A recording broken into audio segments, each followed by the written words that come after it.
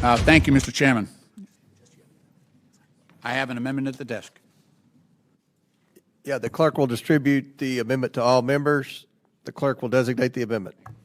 An amendment to the amendment in the nature of a substitute to fiscal year 2025 Budget Reconciliation Committee print providing for reconciliation pursuant to House Concurrent Resolution 14 is offered by Mr. Lynch of Massachusetts. Without objection, the amendment is considered as read. I reserve a point of order. The gentleman is recognized for 5 minutes to explain his amendment.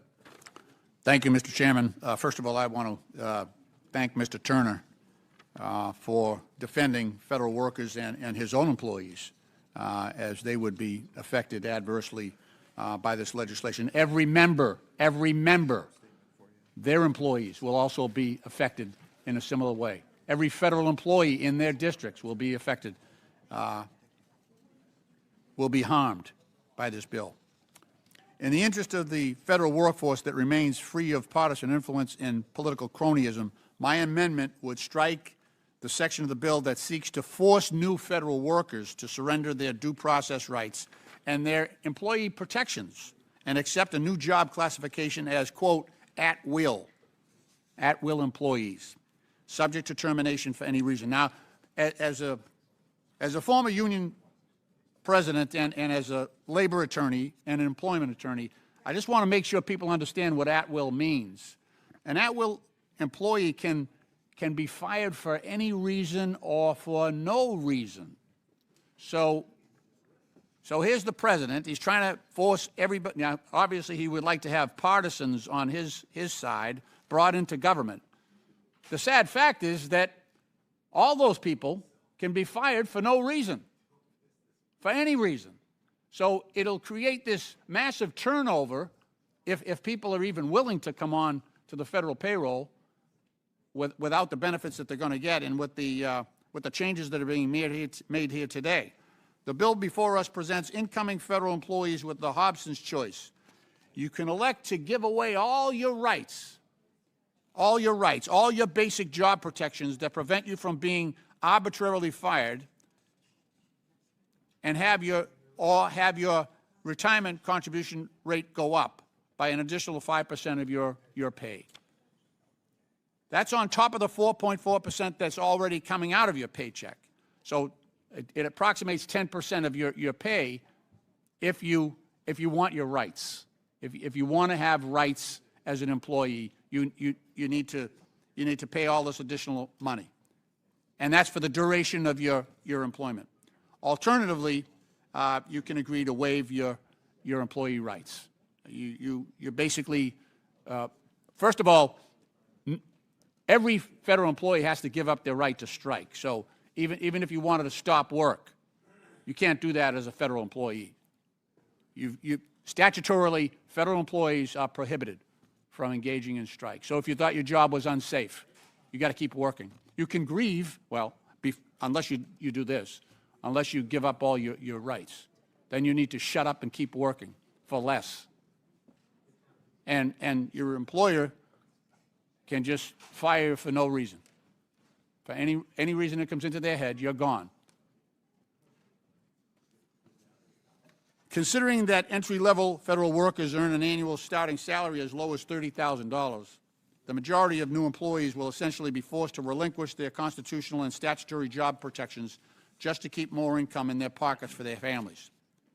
Mr. Chairman, the primary response of this provision, the primary purpose of this provision appears to be to advance the implementation of Schedule F, President Trump's government-wide plan to strip federal workers of their civil service protections, arbitrarily fire them, and replace them with political loyalists. This shameless attempt to politicize our federal workforce is already the subject of multiple legal challenges brought by a coalition of federal employee unions and pro-democracy advocates, with the strong support of the Democratic House Litigation Working Group, which I'm a member of. The statute governing the federal workforce, the Bipartisan Civil Service Reform Act of 1978, enshrined the merit system protection that federal employees should be protected against arbitrary action, personal favoritism, and coercion for partisan political purposes. Schedule F and the at-will provisions included in this bill fly in the face of that purpose. This provision is also an additional attack on federal workforce that out of duty already sacrifices critical rights enjoyed by their private sector counterparts.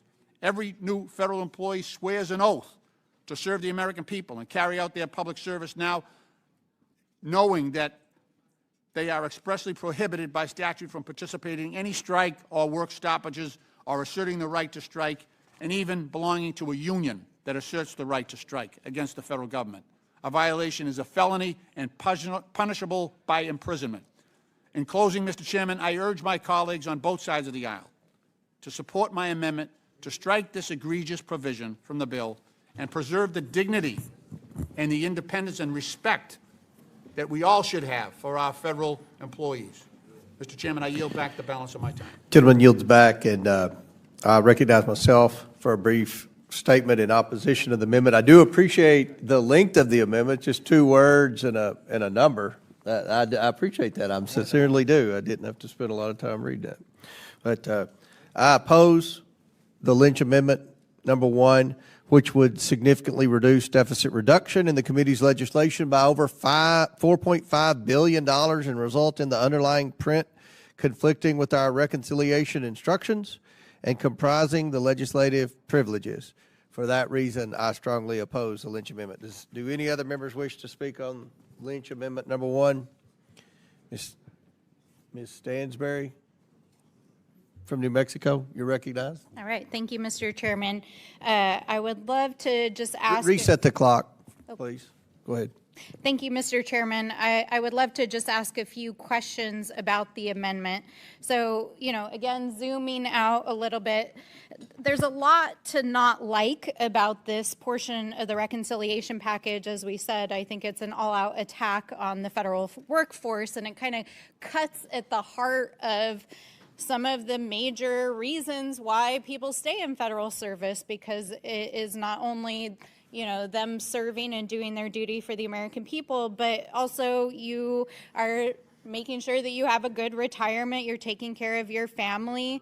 And also, we want to make sure, especially, one of the things that I think is really important for the American people to understand is that after Richard Nixon resigned, there were major overhauls done to the federal service because of the corruption and the ways in which Nixon, bless you, used the federal workforce and service to carry out his own personal political vendetta. There were major reforms in the 1970s to the federal workforce rules and laws because we wanted to protect federal workers from being used as political agents of whoever was in power. And so the idea of trying to convert federal workers to at will undoes all of the good government reforms that were put into place in the 1970s after Nixon to protect the federal workforce. Is that correct, Mr. Lynch? That is absolutely correct, yeah. And so it's really important to understand that that's why those protections are there. And the whole point of trying to convert people to at will is, again, to make it easier to make the federal workforce your political arm. And we don't want that. We're not an autocracy. We are a democracy. And we want to make sure that our federal employees are protected from the whatever whims of whoever's serving in power. So I do want to ask, though, Mr. Chairman, you said you oppose this amendment because of its impacts to the budget. Can you explain to me how does not allowing federal workers to be forced into an at-will situation affect the federal budget? We have budget instructions. We're following through with the budget instructions. We've been very transparent about what this committee was going to do within our jurisdiction of budget reconciliation. This is our bill, and it's self-explanatory. No, but I don't understand how. So Mr. Lynch's amendment is to strike section 90,004, which is the provision about at-will work. How does that affect the budget?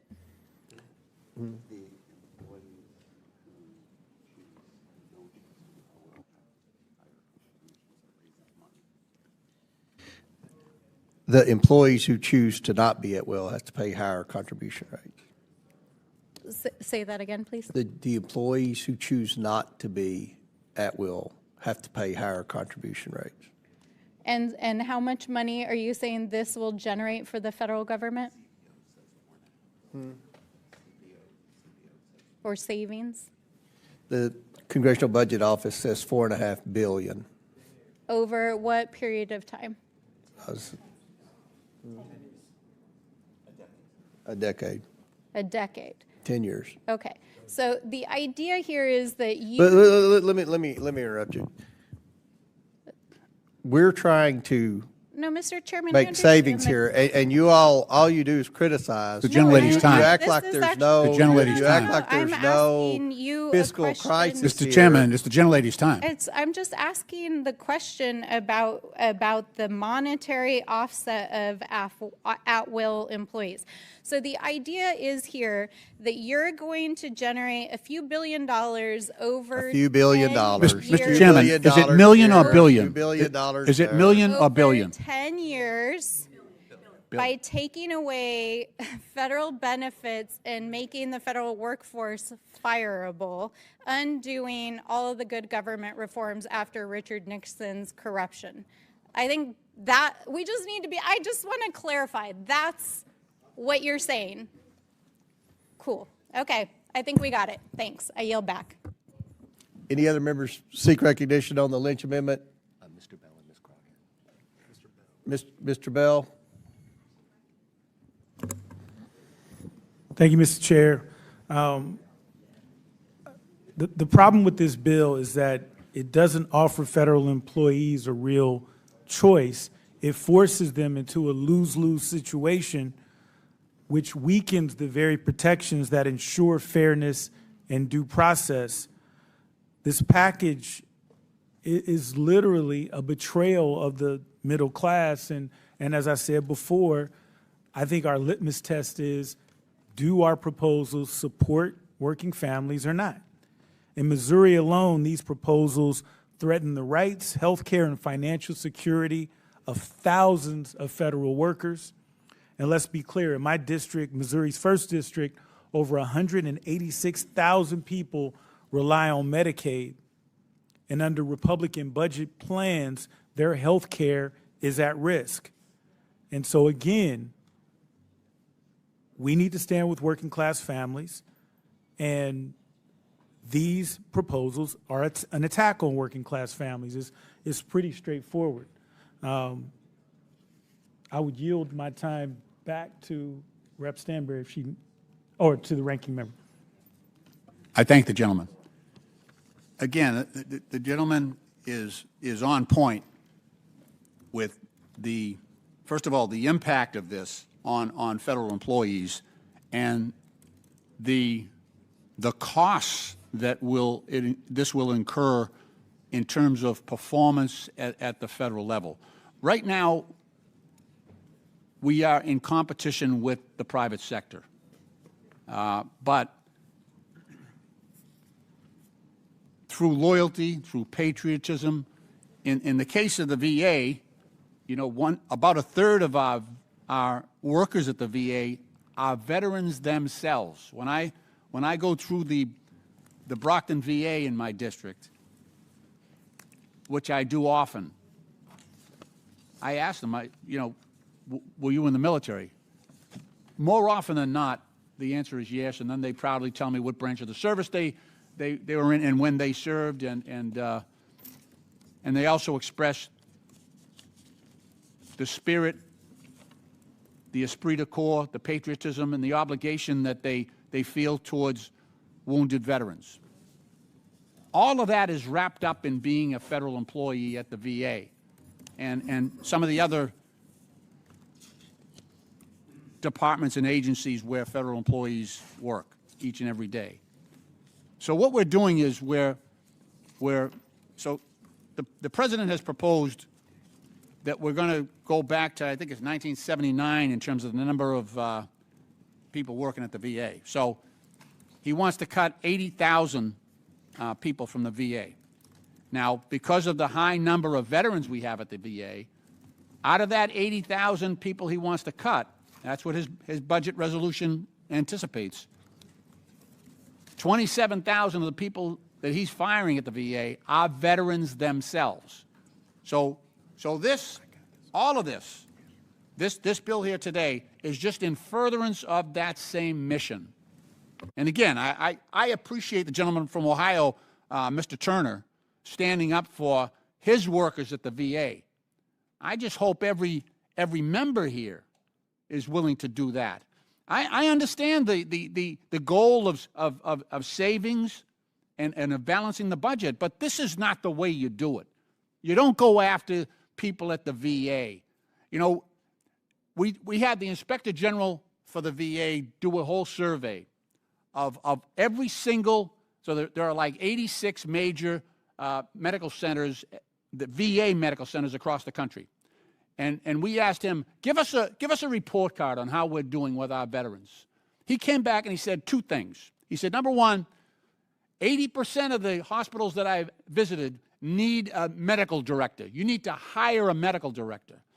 He said 86% of the hospitals that I visited, you need more nurses. They are the backbone of our healthcare system. So what did Mr. Trump do? First day in office, announced 2,400 cuts, 2,400 people laid off at the VA, and 80,000 more to come. So our veterans are waiting longer for appointments. There are fewer people caring for them, and this bill is in furtherance of that same mission. So we used to agree on stuff on veterans. We don't anymore, and I miss the support that we used to have, bipartisanship for our veterans. And Mr. Chairman, I yield back. Gentleman yields back. Any other members seek recognition on Lynch Amendment number 1? Ms. Crockett from Texas. Thank you so much, Mr. Chair. You know, walking in today, I didn't really know how I felt or what I would do, because as people ask me about how I can get so passionate in this committee about certain topics, I recently had an opportunity to talk to a group of people in Las Vegas, actually last weekend, and there was a woman who was almost in tears as she told me about the number of family members that have been fired from the federal government. And she said, Rep. Crockett, you give us so much hope, and I don't understand how people are so callous towards federal workers. And I explained to her, I can't really understand the callousness either, but I can tell you that my passion lies in the fact that my mother has given almost 40 years to the federal government. In March, it would be 40 years that my mom has worked for Department of Defense. She's worked for Navy. She's worked at Walter Reed. She's worked for the IRS. She has worked for AFRICOM. She has worked for the post office.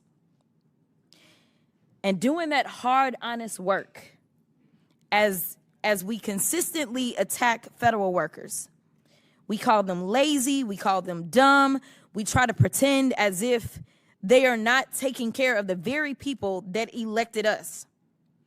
But my mom graduated from college at Washington University at the age of 19 after receiving a full ride, and she decided that what she would do is dedicate her life to this country. And I wish that we would find an ounce of courage that my mom and so many other federal workers have, and just decide that we are going to dedicate ourselves to service and not just say that we are public servants, but actually do the work of being public servants. So let me tell you that this amendment is not going to do anything that y'all claim is going to do. You claim that this is about money, when honestly, as far as I can tell, this is only an admission that what has been done under this administration has been unlawful the entire time.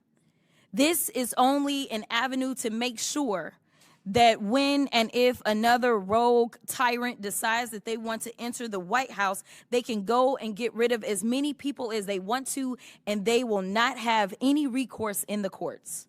The fact that you had to put this in here tells me that y'all absolutely know that these firings of these workers has been unlawful, and honestly, it has been simply inconvenient for so many of you. But I can tell you that the only people that are going to hurt are the people that you're servicing. Even if you can tell me that the CBO tells us that there may be they could tell me it's $50 billion or however many billions of dollars over a number of years. What the CBO is not telling us is how many people are not going to get their Social Security. How many people may die because they don't get the services that they need at the VA. How many people are not going to get their SNAP benefits because there's not going to be anybody there. As we have had hearing after hearing about people complaining about the post office and not receiving their mail, which so many of our seniors rely on their checks to come through the mail to make sure that they can keep a roof over their head. That's the part of the story that the CBO numbers are not going to tell. And the last time that I checked, no matter if you're a Democrat or a Republican, you've got somebody in your district that is relying on these services. This is about hurting people. This is about getting rid of people that are too inconvenient for an administration that doesn't want to keep our food safe at the FDA as they are firing people.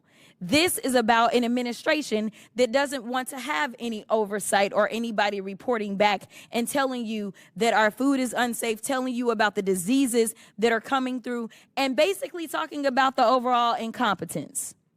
If you don't have anybody that's at work, then yes, you don't have to worry about whether or not people who say are trying to go and get an education, whether or not they're going to actually be able to fill out their FAFSA and get that funding that they need.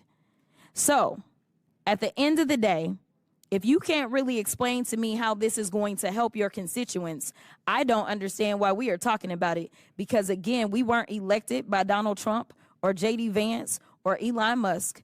We were elected by the people of our districts, and those are the only people that we should be discussing as it relates to the policy changes that we bring about in this committee, and I will yield.